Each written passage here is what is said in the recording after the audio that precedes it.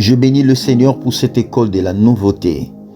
L'école de la nouveauté, c'est une école de série des enseignements. J'aimerais tout d'abord nous expliquer ces concepts de l'école de la nouveauté. C'est une école de préparation, c'est une école de transformation, c'est une école du brisement et du changement de vie, de caractère et de comportements et autres. Cette école nous aide à être prêts à recevoir des choses qui nous ont été destinées par Dieu. Il y a de ces choses que tu ne toucheras pas simplement parce que tu n'as pas été préparé à le recevoir. Ne confondons pas lorsque Dieu écoute la prière et lorsque Dieu exauce la prière. Ce sont deux choses très différentes.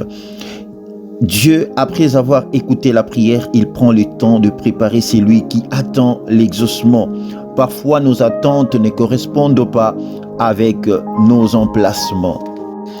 Voilà pourquoi il faut que tu passes dans l'école de la nouveauté qui te permettra de te placer dans un endroit sûr afin de recevoir les choses que tu attends de Dieu. Dans Matthieu 9, versets du 7 et Marc 2, 22, là-bas on nous parle de vin nouveau et des outres. Le vin nouveau est l'image de la chose que tu attends recevoir des dieux. Une onction authentique, une gloire excellente, le succès, de grandes bénédictions, la renommée. Tu veux l'exaucement des dieux par rapport à tes requêtes, mais le problème c'est les contenants, c'est ta vie. Tu es une vieille outre qui ne peut pas conserver le vin nouveau. La Bible dit, le vin fait rompre les outres et le vin et les outres sont perdus. Alors, lorsque tu perds la chose que Dieu te donne, ça fait preuve de ton irresponsabilité, ça fait preuve de la manque de préparation. Dieu attend que tu sois prêt à recevoir les choses.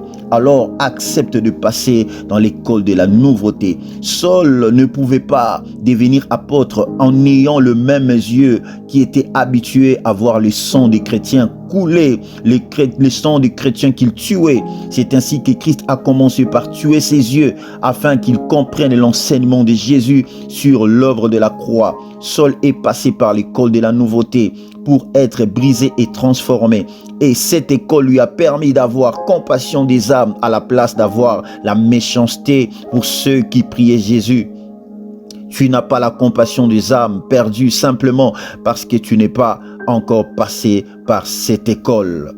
Parfois, nous nous tenons sur de vaines gloires comme Saul. Il pensait le fait de tuer les chrétiens était pour lui un instrument de gloire.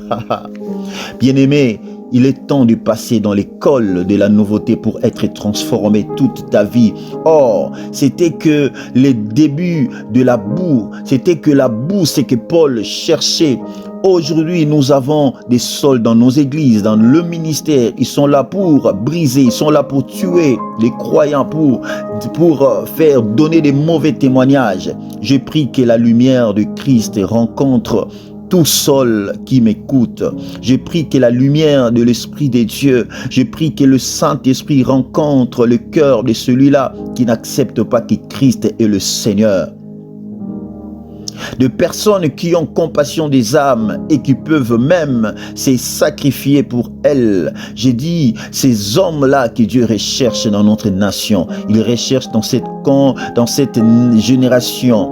Il faut que tu sois un instrument de paix et non un instrument de méchanceté. Tu dois passer par l'école de la nouveauté afin que tu voies les choses autrement, afin que tu aies la compassion des âmes.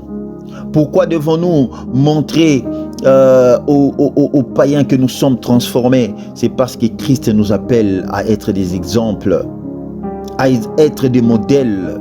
C'est pourquoi aujourd'hui, j'appelle une personne à accepter de passer dans cette école de la nouveauté.